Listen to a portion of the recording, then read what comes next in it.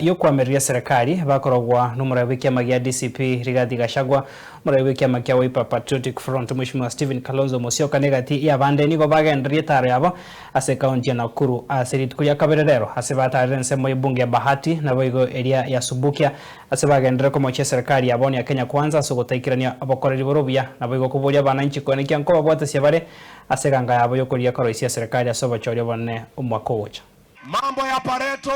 Tukichukua serikali tutashughulikia. Watu wetu hapa Nakuru, wakulima wa Pareto wameumia.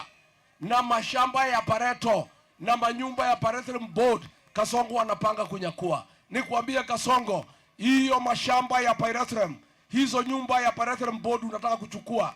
Tukichukua ushukani tutairudisha kwa watu ya Nakuru. Nilikuwa nikisema kimeumana. Saa hii tukiwa hapa, bomu zinalia.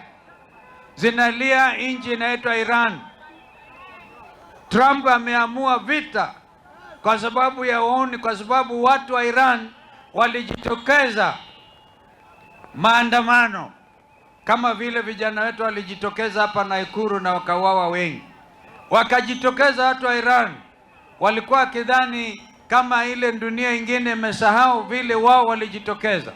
Sasa inaonekana Trump amesema watu wa Revolutionary Guard waweke mizigo chini, waweke silaha chini ama watamalizwa.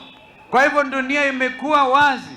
Wewe kama unanyanyasa watu ambao wanatetea haki zao, siku zako zitakuja hivi karibuni. Kwa sasa walimu wetu 44,000 wameandikwa temporary at intern, wanalipwa shilingi 20,000. Na wale wengine wanapewa barua na wajumbe wanaenda kwa permanent. Kenya imekuwa taifa la inequality.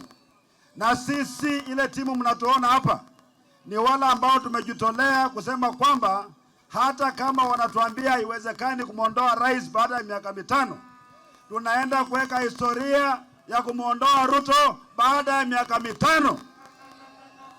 Na wale ambao wanafikiri kwamba wataiba kura zetu, haitawezekana, maana ile range ambayo tutaweka itakuwa kura mingi sana. Mimi naomba watu wetu tusipige tu kelele. Siku ya kura tujitokeze na tupige kura, maana itakuwa tunajikomboa sisi na watoto wetu.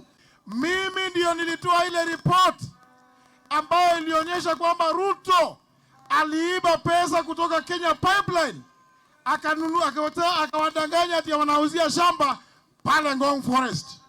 Na nikatoa uamuzi kwamba Ruto achunguzwe, akamatwe, apelekwe kotini. Alipelekwa kupelekwa?